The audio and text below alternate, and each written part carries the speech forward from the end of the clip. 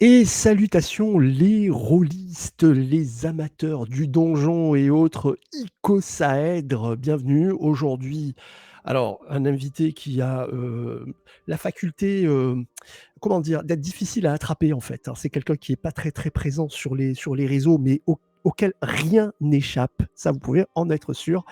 Il s'agit tout simplement de Éric Nieudant, que je suis très, très heureux d'accueillir. Salut à toi Éric! Salut Wary, comment ça va? Eh ben écoute, ça va, super, ça va d'autant mieux que bah, je suis très content de pouvoir échanger avec toi parce que l'actualité est quand même assez riche et tu as eu récemment l'opportunité de t'exprimer sur le sujet via ton blog. Alors bien entendu, je veux parler de ce qu'on a appelé l'OGL Gate, hein, bien sûr. Donc j'invite un petit peu les amis rôlistes qui sont pas forcément au courant de ce qui vient de se passer à aller consulter une vidéo que j'ai pu faire avec un de tes amis larrons, hein, j'ai nommé Isler d'Argol, hein, Mhm. avec lequel on a pas mal discuté des conséquences de l'OGL. Donc récemment, Eric, voilà, tu t'es exprimé sur le sujet, mais avant d'en arriver à tes propos, on va faire juste un bref récap de qui est Éric Nieudant. Alors Éric Nieudant, moi la première fois que j'en ai entendu parler, c'était via ceci. Voilà, Ça ne rajeunit pas. absolument, avec les fameux dés de crasse. Éric Nieudant, tu avais donc fait une adaptation de la série des bandes dessinées de Harleston dans l'univers de Troie, hein, Troll de Troie, l'Enfust de Troie, etc. Et tu nous as permis à l'époque de jouer dans cet univers-là en utilisant déjà l'OGL de Donjons et Dragons, c'est bien ça? Ouais, complètement. C'était basé sur une version vraiment simplifiée de Donjons et Dragons auquel on jouait depuis déjà, alors, je vais sans doute me planter dans les dates, mais quelque chose comme 4-5 ans, la troisième édition. Ouais. Euh, L'idée étant de faire un truc qui fonctionne à la fois pour les débutants et pour les gros fans de Donjons et Dragons. Bon, Alors, ces derniers ont un peu râlé que toutes les armes ne fassent les mêmes dégâts en fonction de leur taille. Il n'y a que 3 types de dégâts. Mais bon. oui, mais faut dire aussi que tu es enfin, tu m'arrêtes si j'ai une bêtise, mais Éric Nieudant, tu es un chantre de l'OSR aussi.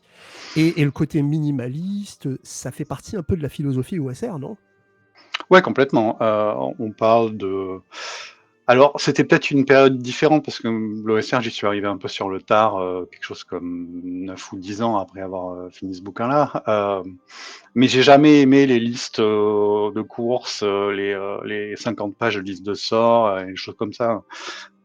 Déjà, quand il faut les lire, c'est fatigant. Alors, quand il faut les écrire, t'as l'impression de devoir réinventer la roue à chaque fois, alors que c'est pas forcément la peine. Et en OSR, euh, on se base, c'est plus d'abord un retour aux anciennes règles qui étaient nettement moins compliquées, surtout que certaines avaient été écrites pour servir pour les débutants et pour apprendre à jouer à des dés à partir de 9-10 ans, tu vois. Oui, pour s'initier, oui, Euh, tout à fait. voilà.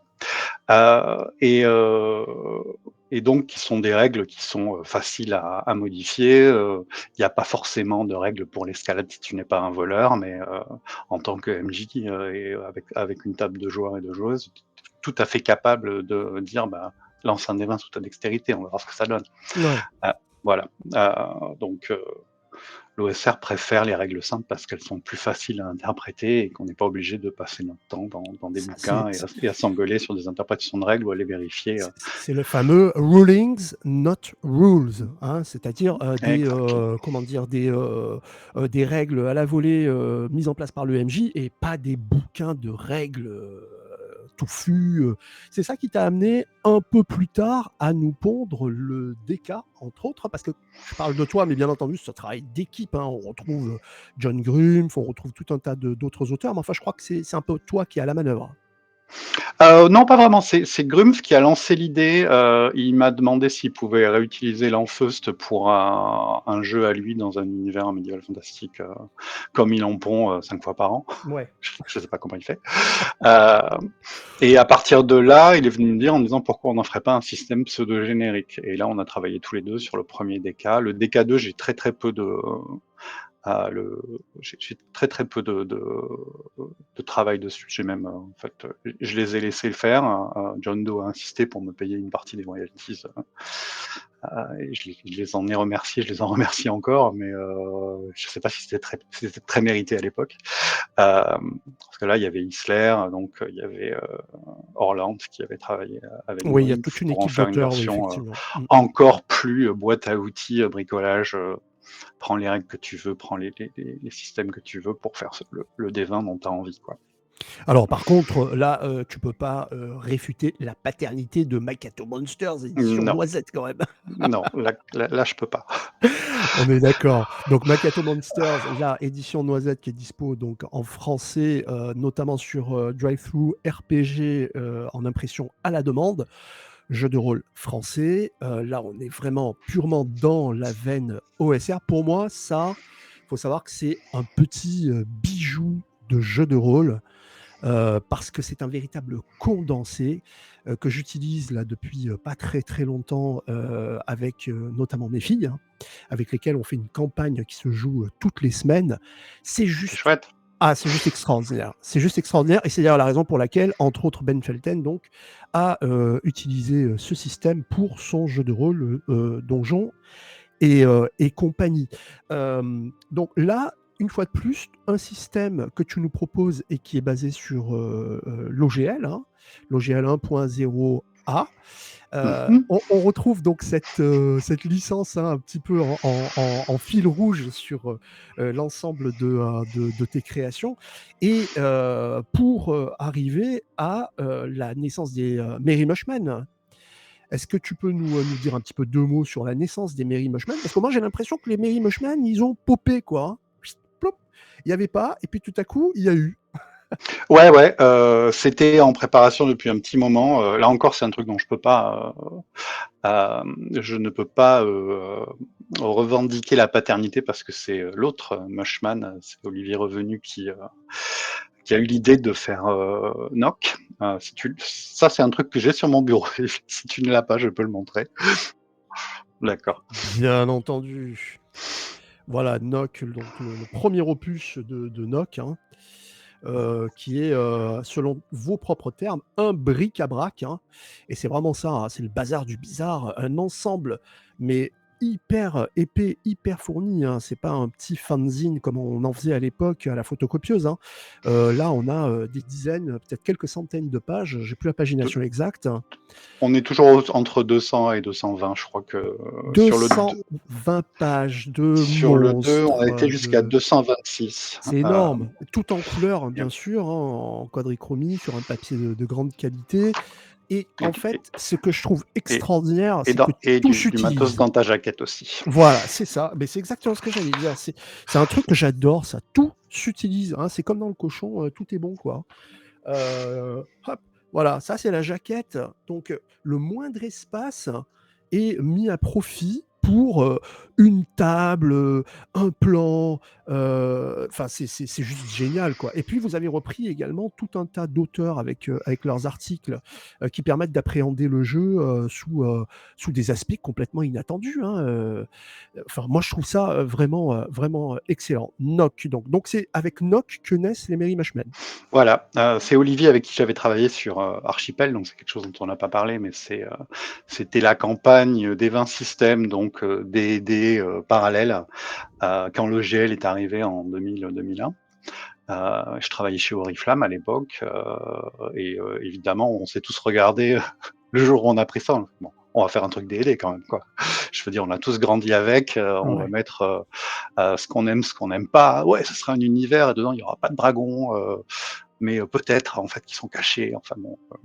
Et puis il y aura du voyage, mais il y aura pas de cartes. Enfin bon, on mettra des pirates. Et en fait, tous les auteurs de l'écurie Oriflamme qui travaillaient sur Hawkmoon à l'époque et Elric, plus des gens qu'on a récupérés au fur et à mesure. On a débauché pas mal chez Multisim à l'époque. On s'est mis à écrire l'univers de campagne dont on avait envie et 500 pages de campagne aussi du niveau 1 au niveau 15, où tu finis par tuer un dieu à la fin, si tout se passe bien. Euh, et Olivier, donc, était quelqu'un qui était arrivé par l'entrebiais de... L'entrebiais, ça se dit pas son nom. Par le biais Par le biais. par le biais de Hexagonal, chez qui travaillait comme maquettiste, et qui s'est avéré être un gars qui écrit aussi très très bien. Donc j'ai fait travailler sur certains des suppléments. Et puis 20 ans plus tard, on avait complètement perdu le contact. Lui avait arrêté de faire du jeu de rôle complètement et était revenu par l'OSR, par les blogs. Et il lui était venu à l'idée puisqu'il il travaillait sur un magazine de Wargames qui publiait en travaillant plus ou moins tout seul depuis sa ferme dans le Pays Basque. Et il lui est venu l'idée de faire un peu la même chose pour l'OSR en allant chercher toutes ces perles de sagesse qui prennent la poussière dans les archives des blogs depuis 15 ou 16 ou 17 ans. Depuis que l'OSR a commencé et que les gens ont commencé à mettre des morceaux de règles, des idées d'univers, des classes de personnages et des systèmes de jeu en entier, et surtout aussi beaucoup de conseils, de théories et de choses comme ça. Il est donc venu à l'idée d'Olivier de mettre tout ça dans un beau bouquin qui soit un périodique quand il est rempli. Apériodique. Voilà. On est toujours sur l'idée d'en faire deux par an, mais on prend de plus en plus de retard avec nos projets accessoires ou parallèles. Mais l'idée, c'est d'avoir ce gros bouquin avec 0 contenu périssable dedans, donc pas de news, pas de critiques. Ou si c'est des critiques, elles font 8 pages et ça parle d'un scénario d'il y a 35 ans.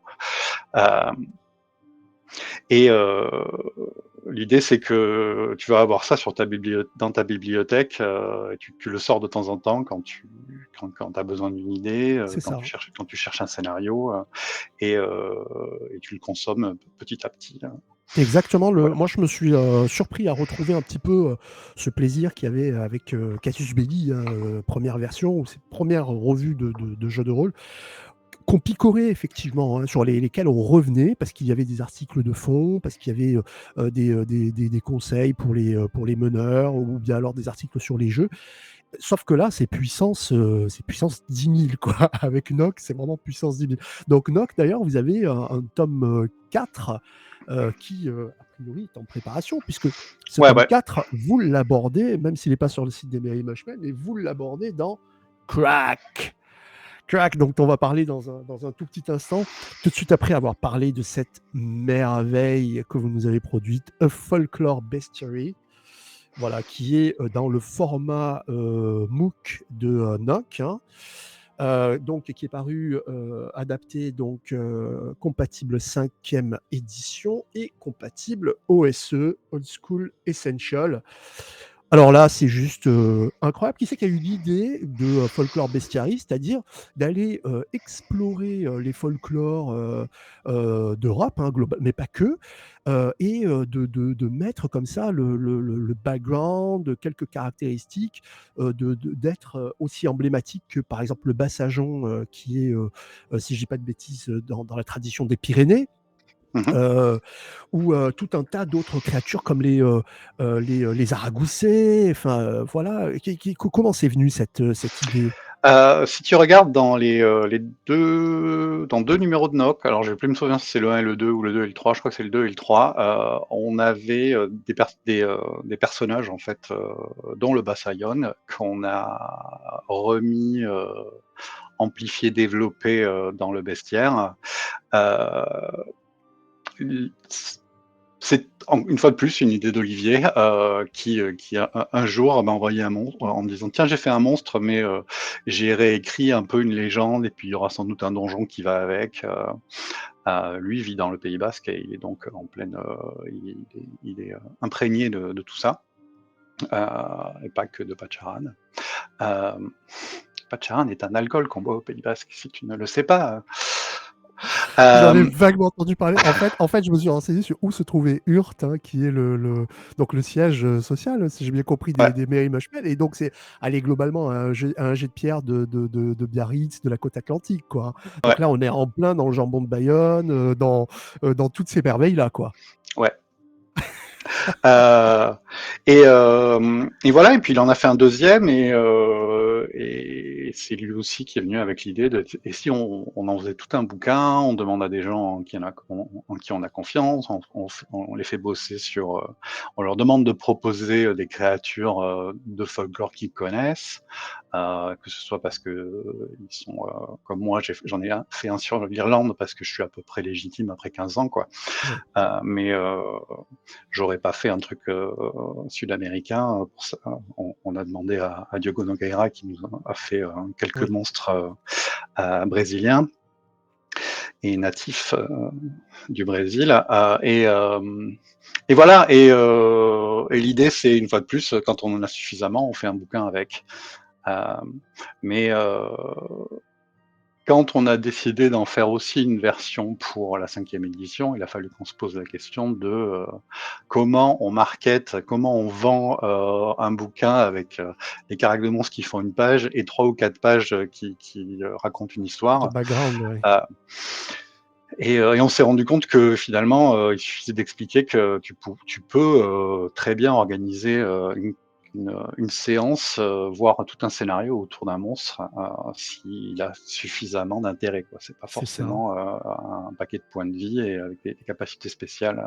c'est ça. Alors vous voyez juste les amis, pour que vous vous rendiez compte à quel point ces gens sont un peu déglingués dans leur tête, ils sont allés nous pondre donc 7 créatures par exemple, qui n'est autre qu'un escargot géant, loup carcole.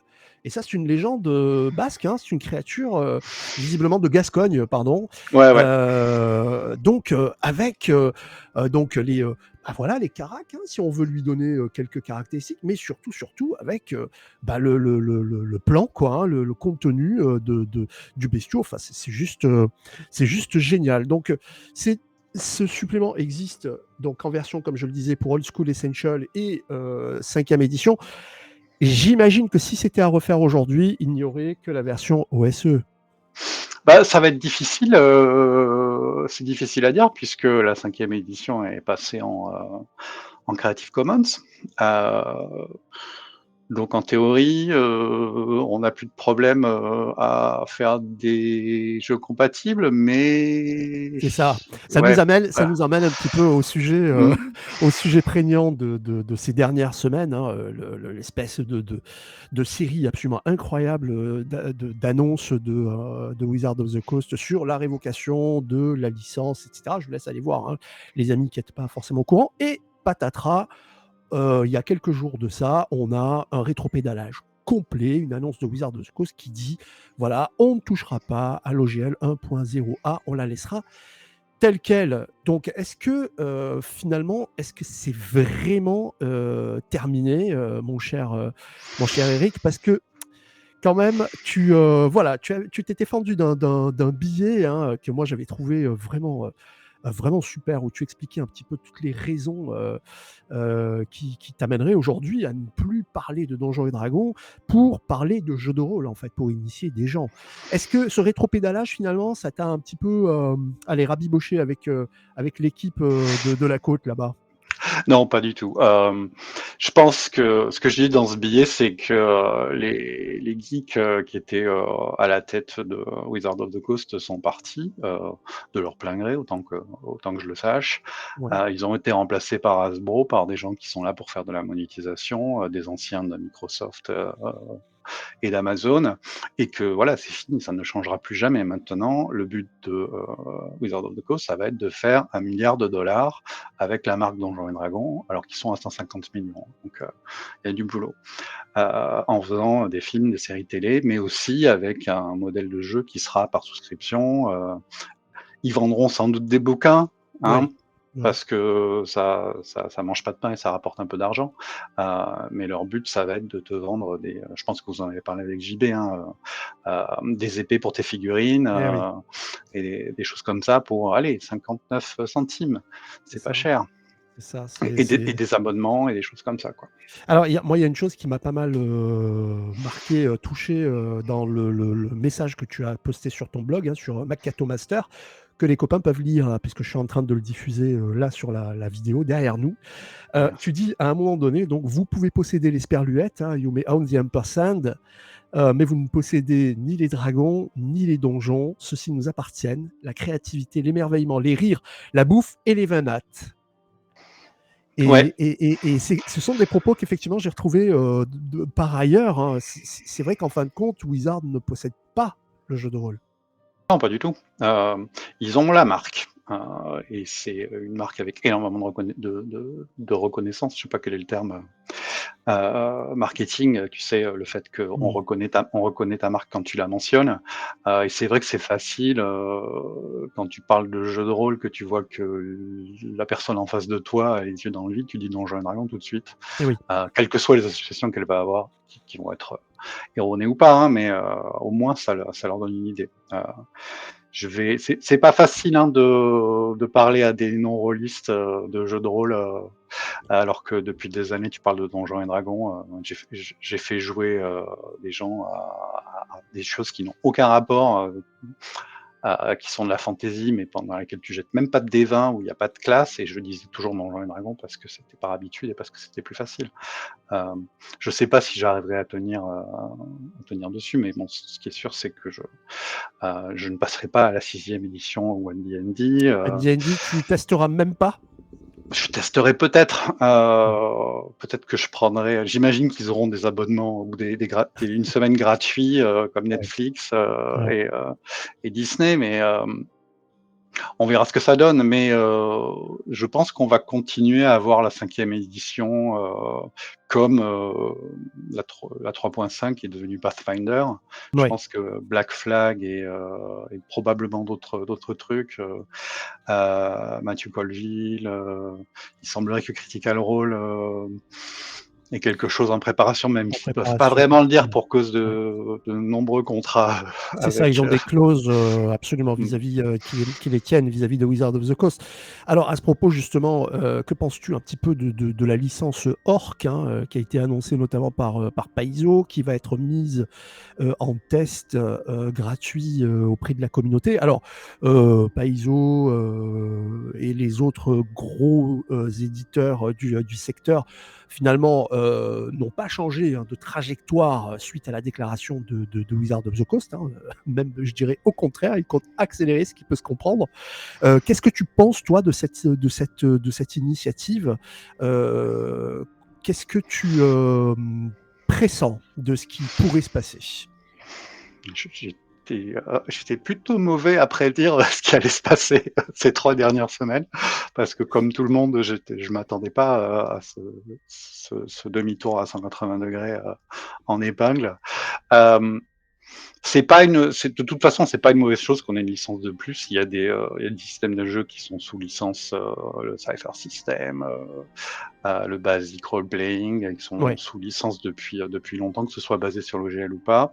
Le fait qu'on ait une licence qui soit spécifique au jeu de rôle et qui permette donc, contrairement à ce que permet normalement les Creative Commons, de dire telle page,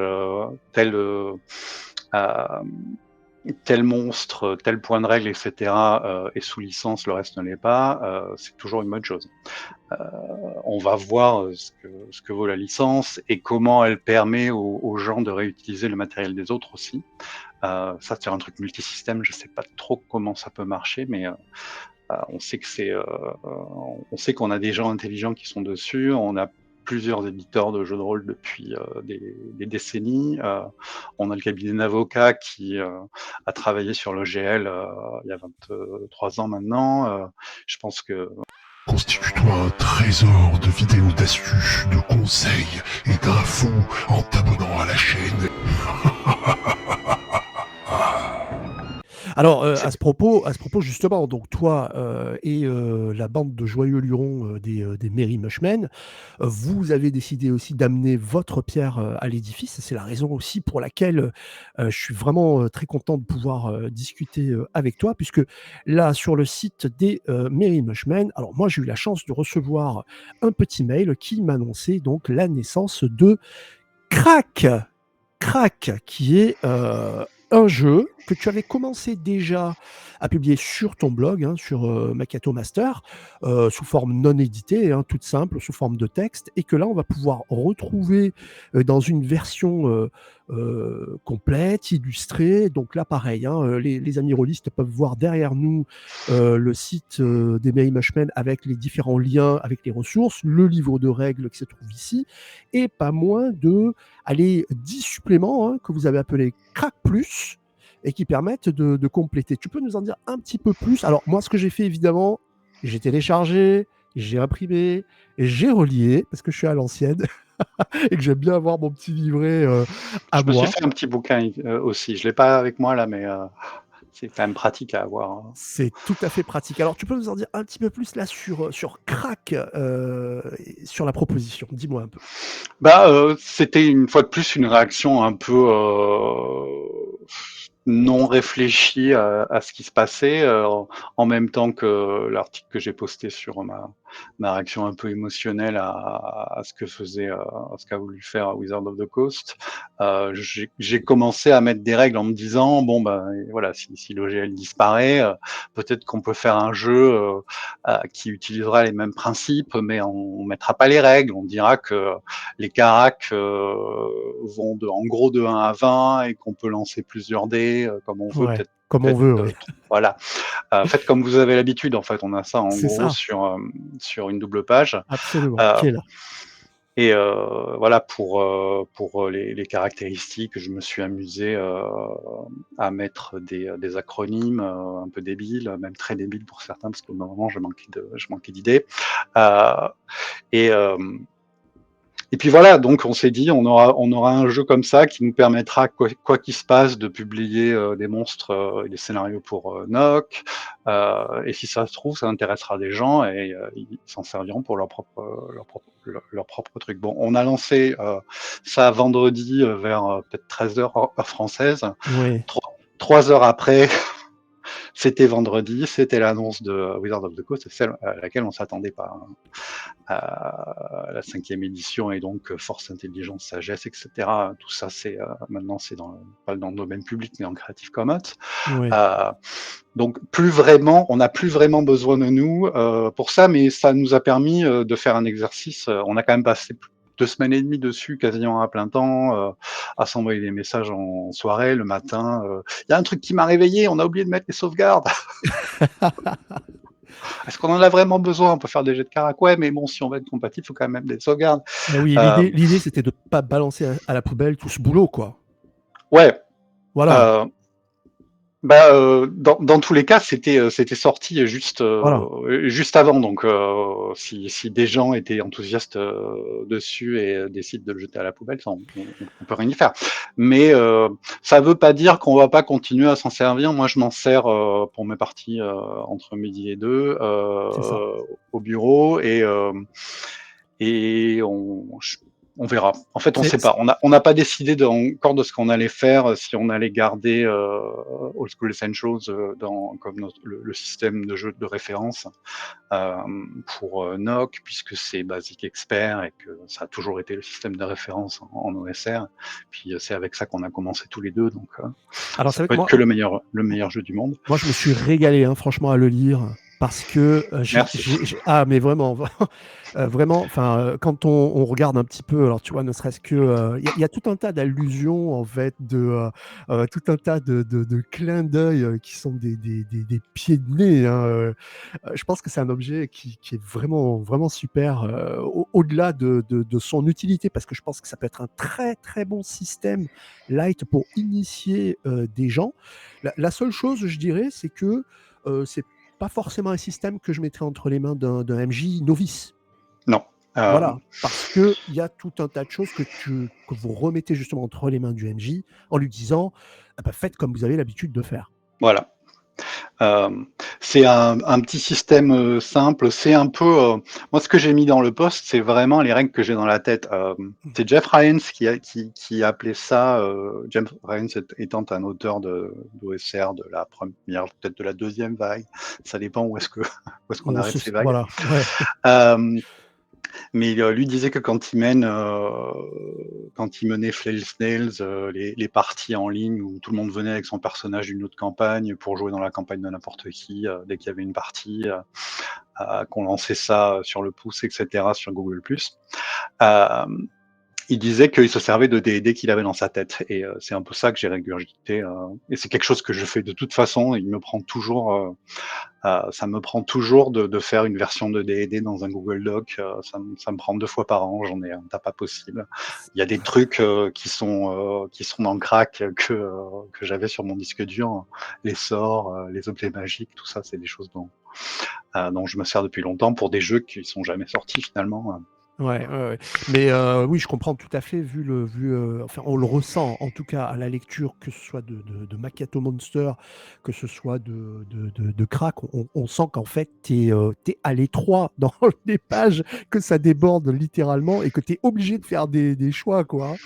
Ouais, C'est ouais, comme ça parce tu que aurais 1000 propositions pour chaque situation, en fait. oui, et on a essayé de les garder, tu vois, en disant, si vous avez pas envie de lancer un D20 plus bonus parce que C'est ça. vous êtes allergique aux maths, faites un jet sous, la caractéristique comme fait, Black Hack Ouais, et Macchiato ouais, Monsters. ouais, ouais. Hem et voilà, mais ouais, on verra ce que ça devient. Faut qu'on se décide très vite dès qu'on a fini le boulot sur Black Sword Hack, et quand on se remet sur Knock 4. Mais on s'est donné un peu la semaine parce qu'on s'est parlé avec Olivier lundi matin, et c'était un peu t'as la gueule de bois, toi, hein? Ouais, moi Oui, bah aussi. oui, oui. Euh, Ça a J'imagine été, bien, ouais, effectivement. c'était Et du coup, vous avez conçu Crack comme donc un système de règles complètement libre de droit, hein, puisqu'il y a une licence Creative Commons qui permet à tout un chacun de s'en servir. Vous avez juste mis une précision concernant, alors imaginons, hein, il peut y avoir des amis rôlistes qui pourraient être intéressés, une précision concernant l'utilisation de la licence, donc ne pas utiliser juste le terme Crack tout seul, en fait. Oui, oui, c'est juste que c'est pour éviter que quelqu'un fasse le même jeu, voilà, sorte le jeu sans rien changer. Hmm. Euh, Ça nous dérangerait un peu. Si quelqu'un veut faire Advanced Rules to Crack, Ouais, pas de problème, et pas de problème pour copier-coller tout le texte le des système de règles. règles. Ouais, ouais. Mais juste qu'on se retrouve pas avec du piratage, voilà. Oui, oui, basique, voilà. Alors juste, je montre là un petit peu à tout le monde, histoire de que vous vous rendiez compte un petit peu j'adore quoi, l'humour. Strength, donc STR, c'est Superior Tendons and Ripped Abs. L'intelligence, c'est l'indicative neuronal tension. Donc vous avez dû franchement vous fendre la poire à essayer d'imaginer les acronymes et leur donner un sens différent. Ouais, ouais. Euh, On a failli mettre INT avec des points à chaque mention d'intelligence, disant comme ça au moins, tu vois, ils pourront pas dire C'est qu'on a repiqué des dés, et puis finalement, C'est non. ça, mais c'est exactement ça. Et puis même dans les descriptions, alors quand on regarde les occupations elf, voilà, pointy eared and immortal, donc avec des oreilles pointues et immortelles, mais personne ne sait pourquoi ils vont s'embêter dans des donjons en fait. Bah ouais. Donc Non. guerriers, ouais, the most desperate of commoners and often the first to die, et souvent les premiers à crever finalement. Les guerriers. Non, non, c'est vraiment, vraiment très, très sympa. Et on sent aussi toute l'influence qu'il peut y avoir sur les systèmes auxquels tu as été biberonné, quoi. Hein. Bekmi, la version Moldv de Donjons et Dragons, enfin, toute la mouvance old school, on la retrouve dans les règles de Crack. Donc, moi, je trouverais ça super que Crack continue, qu'il y ait de plus en plus de Crack Plus, en tout cas des Crack Plus réguliers. Moi, je sais que c'est quelque chose que je vais mettre dans mon assaut, hein, dans notre club ici à Marseille. Hein. C'est un système que je vais faire découvrir à tout le monde parce que, comme tu le disais, ça tient dans la poche. C'est ça qui est super. Les concepts sont extrêmement simples et du coup, on peut jouer à la volée, quoi. Hein. Ouais. C'est vraiment top. J'ai juste été un petit peu, entre guillemets, un petit peu déçu de ne pas retrouver le dé d'usure, qui pour moi est vraiment top, hein, de Macchiato Monster. Ouais, ça aurait été aller un peu loin, je Ouais, pense, parce que le problème du dé d'usure, quand c'est devenu le dé de risque, c'est que je me suis mis à en mettre partout. Euh, ouais, quand je l'ai emprunté à The Black Hack et Ouais.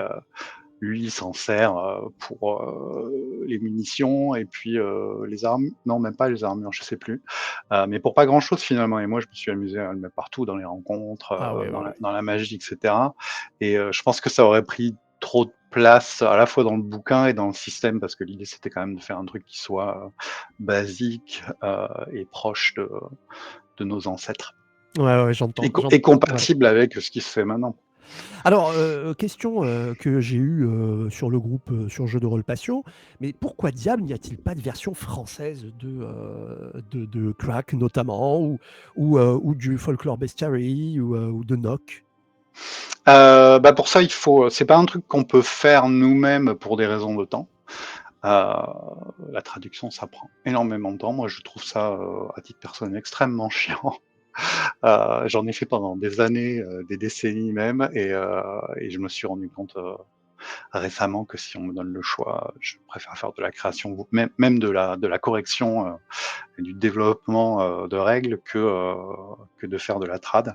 Ouais. Hem et même si on prenait un traducteur et un maquettiste supplémentaire et cetera, ça demanderait trop de boulot de correction et de direction de projet donc ben, il faut attendre, de voir comme tout éditeur, anglophone, hein, on a beau être français tous les 2, on est un éditeur anglophone, Ouais.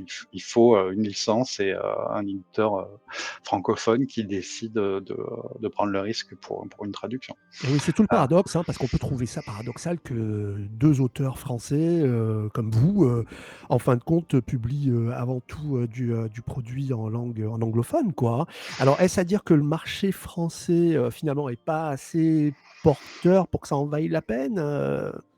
pour Nock, c'est clair. Mmh. On l'aurait pas fait en français, c'est absolument pas possible. En plus, il aurait fallu sur comme on s'appuie sur quand même pas mal de travail qui est déjà existant, et qui est à 98 en anglais, il aurait fallu faire un travail de traduction supplémentaire et c'est quand même, pas une grosse communauté l'OSR, hein, on arrive à des chiffres qui sont, plus qu'honnêtes, voire, de le fait que, du numéro 1 au numéro 3, on ait vu notre audience, et notre lectorat plutôt, augmenter, ça un truc qu'on comprend pas, on sait pas trop comment c'est possible, mais, on verra, on verra. Hein, franchement, quand on voit la qualité de ce que vous proposez, le succès se comprend. Vraiment. C'est pas jeter des fleurs, hein, c'est que ce sont des objets, vraiment, très, très aboutis, enfin, je veux dire, il faut se rendre compte quand même que pour utiliser le matos qu'il y a là-dedans, il y en a pour, des mois, enfin des années, hein, d'idées, c'est un vrai bouillon de créativité, donc c'est vraiment pas étonnant, que, le succès ait été au rendez-vous.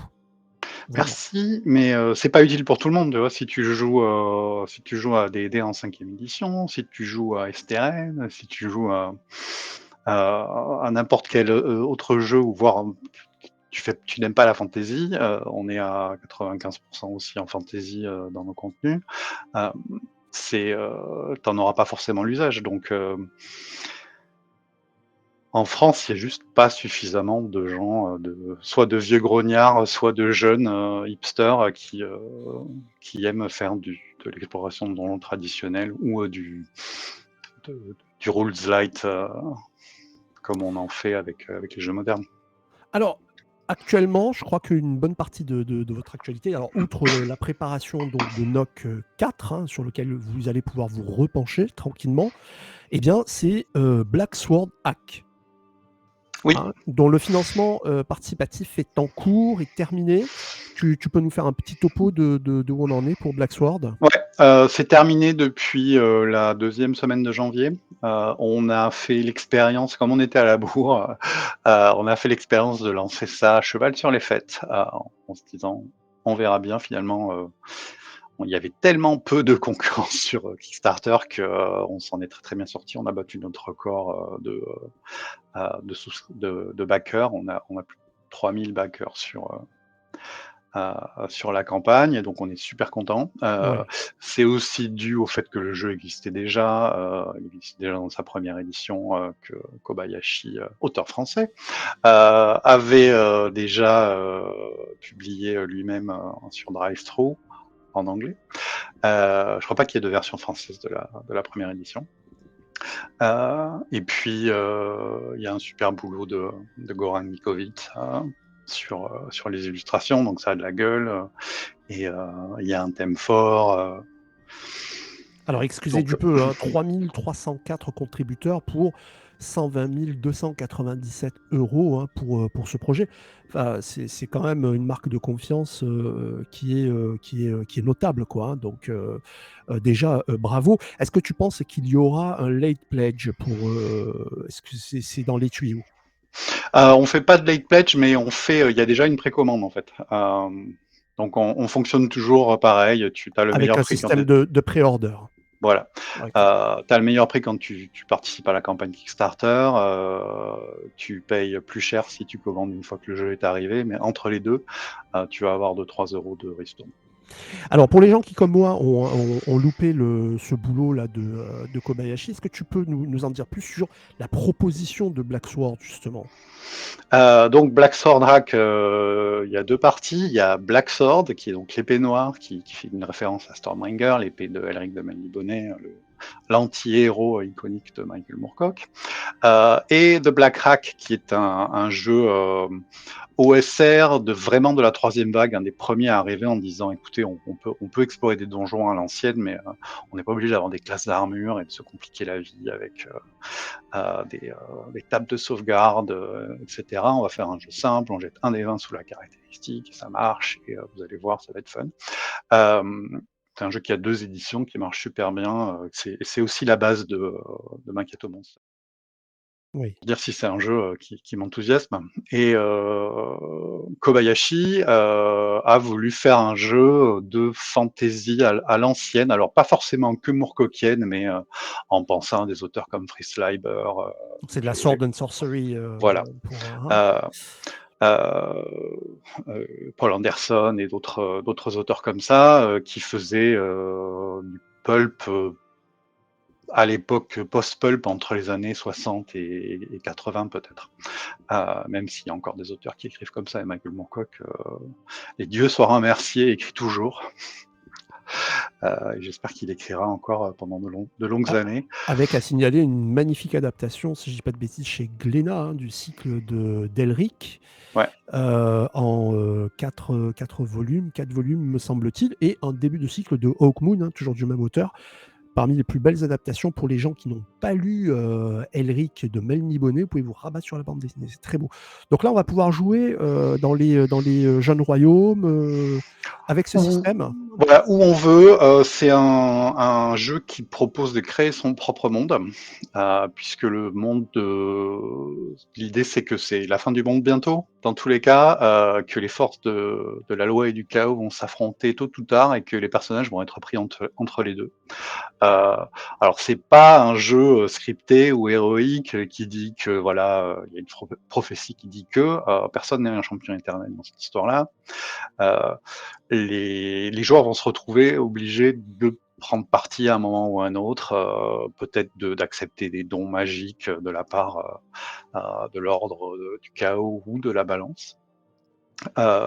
Mais on crée un peu l'univers qu'on veut. On a 6 types de magie ou de pouvoirs particuliers, dont la Twisted Science, donc la science tordue, la science des savants fous, qui permet en faisant une référence par exemple au Moon. Mais on a aussi rajouté pour cette édition-là des dons féeriques. Donc on peut aussi avoir les cours des fées qui prennent part au combat.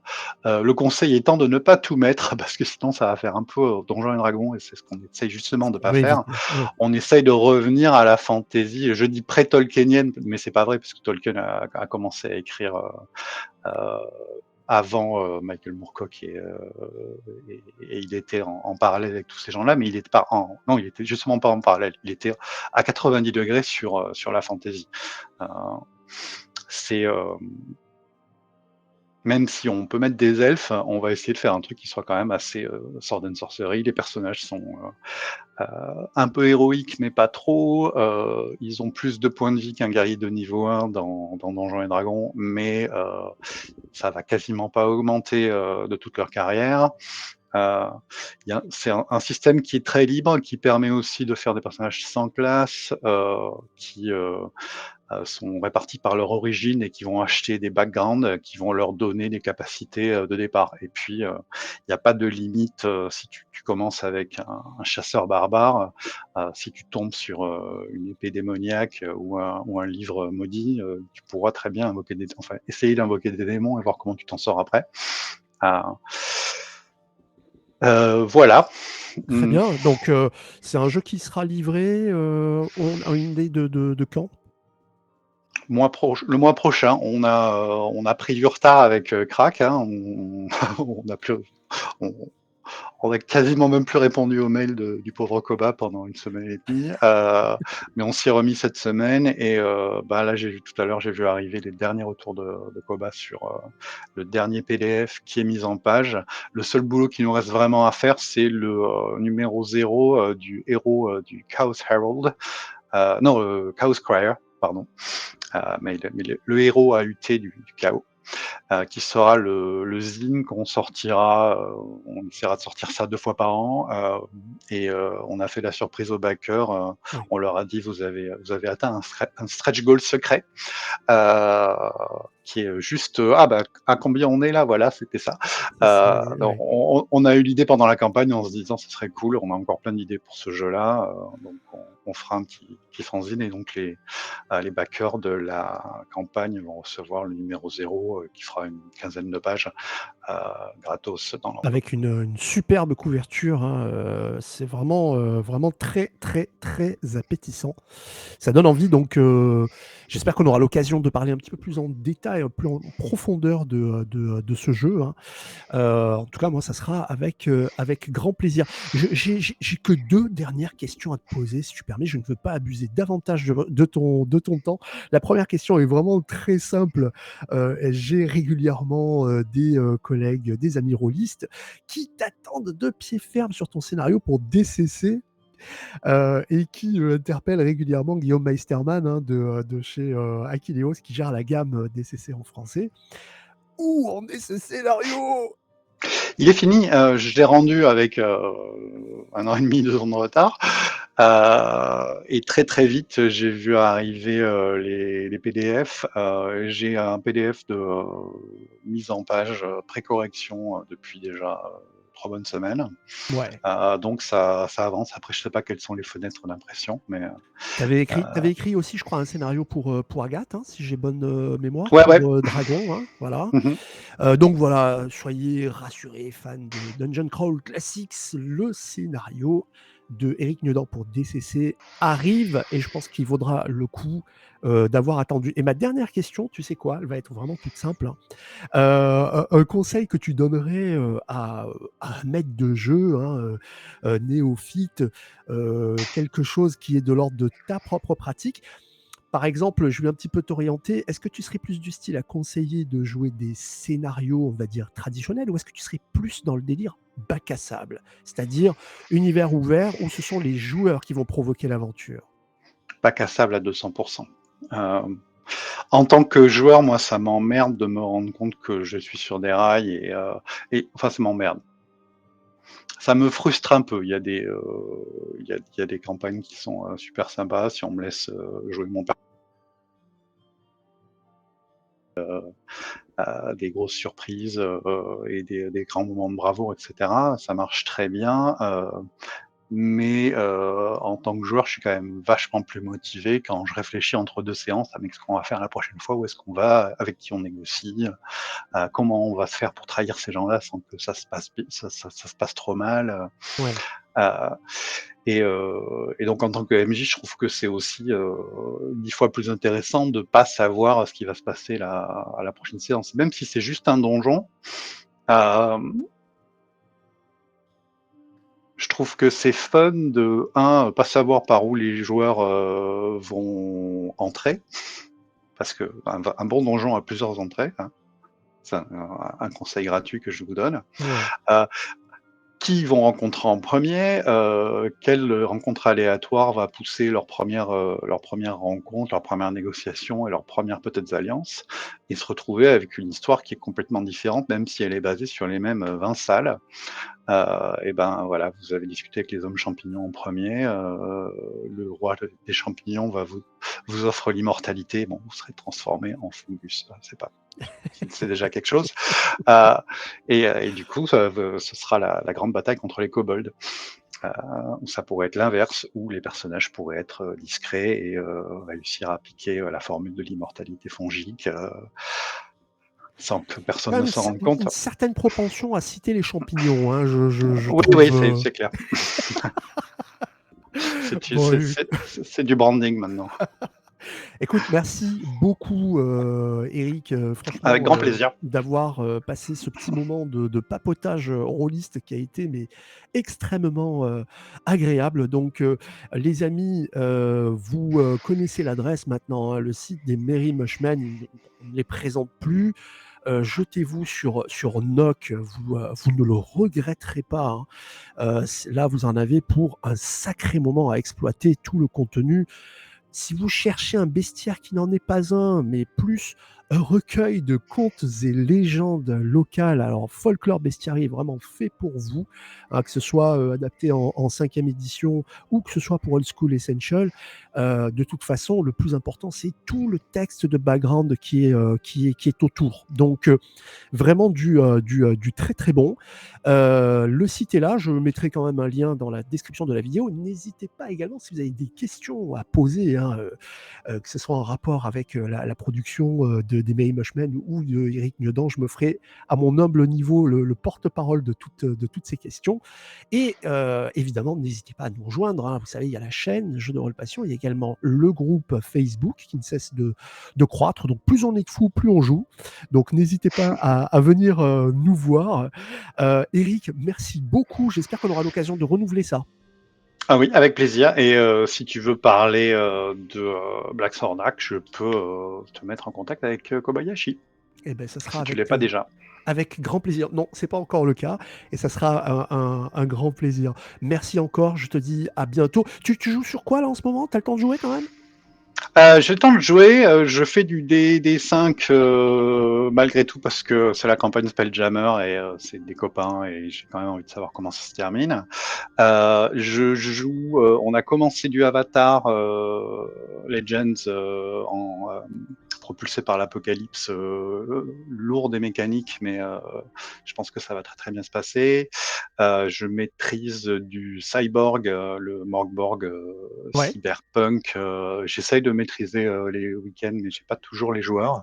Même si c'est une campagne ouverte, là, ce week-end on va pas pouvoir encore, mais on va peut-être se faire un 1400 qui est la version fantasy de 2400, qui est une série de mini-jeux light de Jason Tocci que je recommande énormément.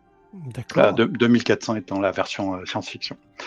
Euh, et il me semble que j'oublie un truc, mais peut-être pas en fait. Bon, ça, Donc ça va, j'ai le temps de jouer. Ah ben je fais jouer à Crack aussi entre midi et deux fois par semaine. Aux excellent. copains du bureau. Voilà, tes collègues du bureau. Bon, Mhm. ben génial. Écoute, je te souhaite une très bonne continuation, mon cher Eric, et je te dis à très bientôt. Et quant À à vous, bientôt. les rôlistes, je vous dis également à bientôt pour une nouvelle vidéo. En attendant, je vous souhaite le meilleur pour l'avenir et pour vos parties de JDR. À très bientôt pour un nouveau sujet et une nouvelle vidéo. Ciao, ciao.